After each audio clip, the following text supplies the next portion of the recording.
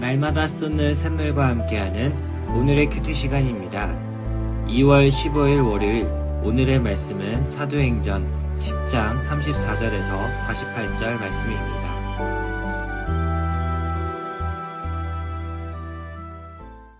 베드로가 입을 열어 말하되 내가 참으로 하나님은 사람의 외모를 보지 아니하시고 각 나라 중 하나님을 경외하며 의를 행하는 사람은 다 받으시는 줄 깨달았도다.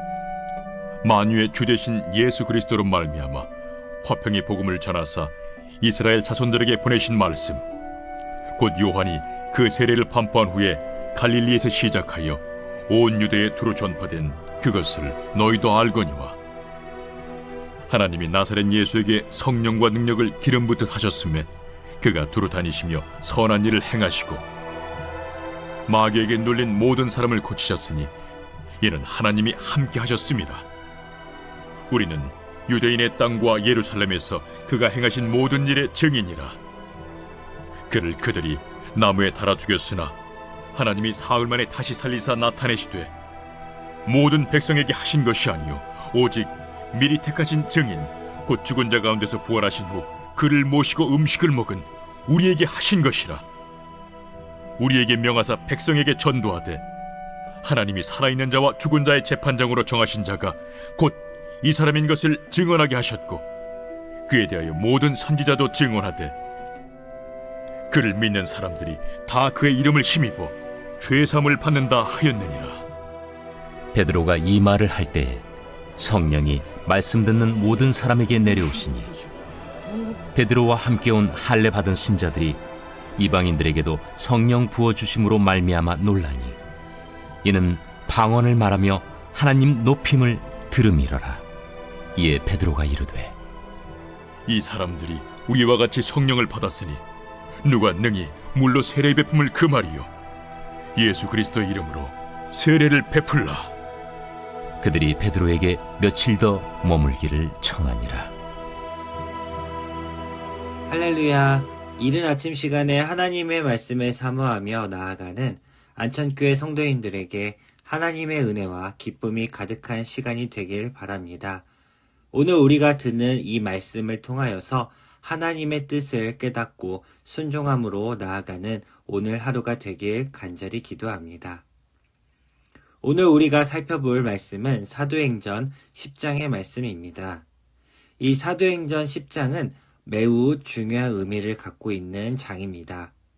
복음의 흐름으로 본다면 창세기 1장부터 사도행전 10장을 기준으로 전과 후로 나누어 볼 수 있을 정도로 매우 중요한 본문입니다.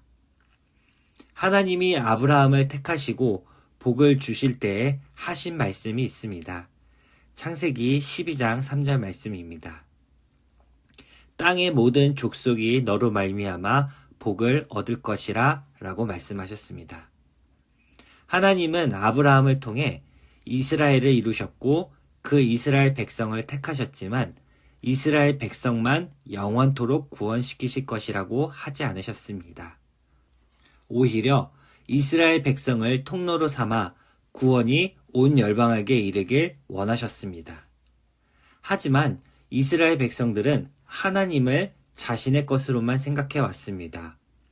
성전과 율법을 매우 중요시 여기며 이방 백성들이 갖지 못하는 것이라 자부하고 그들만의 하나님으로 섬기며 살아왔습니다.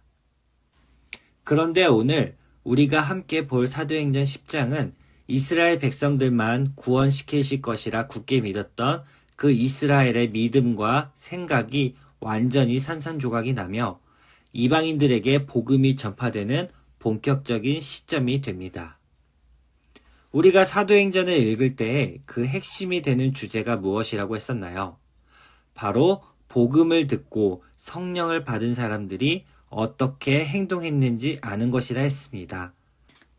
오늘 이 본문은 그 복음이 드디어 유대와 사마리아 그리고 이방인들에게 향하며 그 복음을 들은 이방인들에게 어떤 일이 일어났는지 우리가 알 수 있게 해줍니다.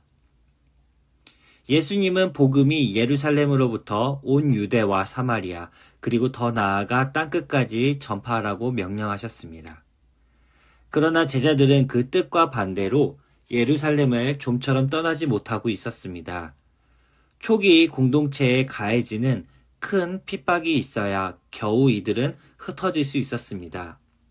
왜 그랬을까요? 근본적인 이유는 아마도 유대인에 대한 선민 사상이 짙게 깔려 있기 때문입니다. 따라서 복음이 유대인들에게 국한된 것이라 생각했고 제자들은 떠날 이유가 없었을 것입니다. 베드로는 10장 28절에서도 언급합니다. 유대인으로서 이방인과 교제하며 가까이 하는 것이 위법이라고 말합니다.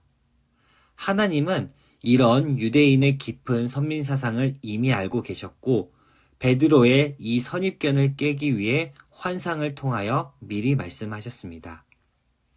그렇다면 오늘 본문의 주인공인 고넬료는 어떤 사람인가요? 고넬료는 로마 군대의 백부장, 즉 장교입니다. 유대인들과 피 한 방울 섞이지 않은 순수한 혈통의 이탈리아 사람입니다. 그런데 희한한 일이 일어납니다. 10장 2절에서부터 보면 이 고넬료는 경건한 사람이고 온 집안이 하나님을 경외하며 구제를 하고 항상 기도하는 사람이라고 설명하고 있습니다. 이방인임에도 불구하고 하나님을 섬기고 있었던 사람입니다. 하지만 자칫 이방인도 하나님을 섬기고 구제하며 기도하면 구원을 얻는다 생각할 수도 있습니다. 이것은 성경에 대한 큰 오해입니다.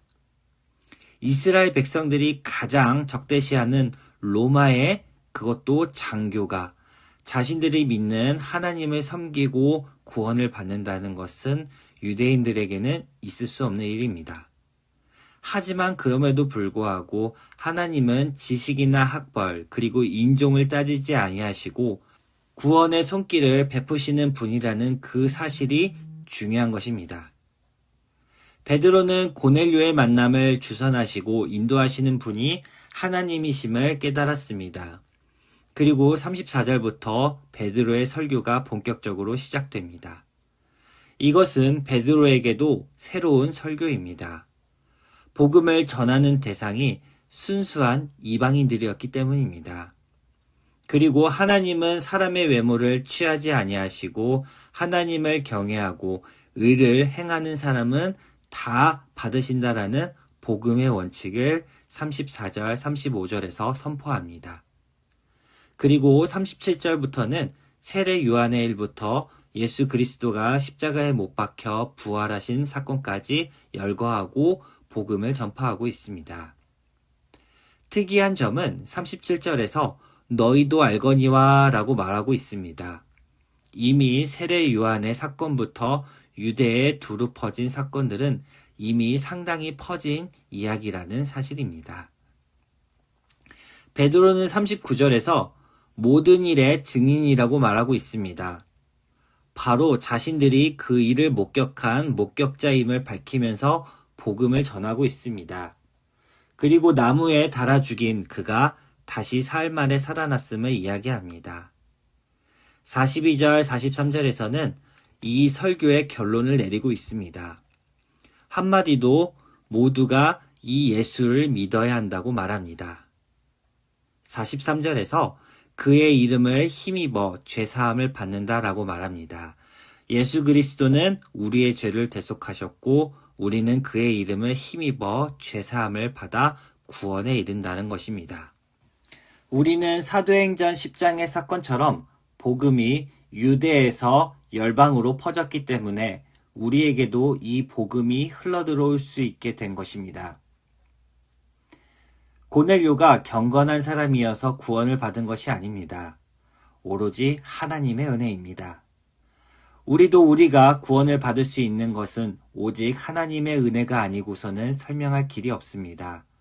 사도행전 10장의 사건은 하나님이 온 열방을 구원하시려는 그 큰 계획의 첫 신호탄이 아닐까 생각합니다. 베드로의 설교가 끝나고 44절부터 어떤 일이 펼쳐졌을까요? 바로 성령이 말씀을 듣는 모든 사람에게 임하는 역사가 일어납니다. 베드로도 이 광경을 보고 깜짝 놀라합니다. 이방인들에게 복음을 전파할 수는 있지만 이들에게도 성령이 임하리라는 것은 생각하지도 못했기 때문입니다. 복음을 들은 사람들은 바로 이와 같은 성령을 받게 됩니다. 그리고 그 성령을 받은 사람들은 예수 그리스도 안에서 하나가 됩니다. 우리가 받은 이 복음은 하나님이 창세전에 우리를 택하시고 우리를 이 땅 가운데 보내셨기 때문에 가능한 일입니다. 모든 것이 다 하나님의 은혜입니다. 그렇다면 우리는 그 하나님의 은혜에 힘입어 이 복음이 땅끝까지 전파되는 증인이 되어야 합니다. 오늘 하루 우리에게 임한 이 하나님의 은혜를 감사하며 기쁨으로 나아가는 하루가 되시게 간절히 기도합니다. 함께 기도하시겠습니다. 하나님 감사합니다. 오늘 하루를 허락하여 주셨고 우리에게 이 복된 소식, 복음을 주셨음에 감사합니다. 이 복음을 통하여 우리가 구원을 받고 또 우리가 그리스도의 증인이 되길 원합니다. 우리의 삶 속에서 날마다 그리스도를 증거하며 그 그리스도를 위하여 우리가 목숨을 바쳐 충성하기 원합니다. 오늘 하루를 복되게 인도하여 주시옵소서. 모든 것 감사하며 예수님의 이름으로 기도합니다. 아멘.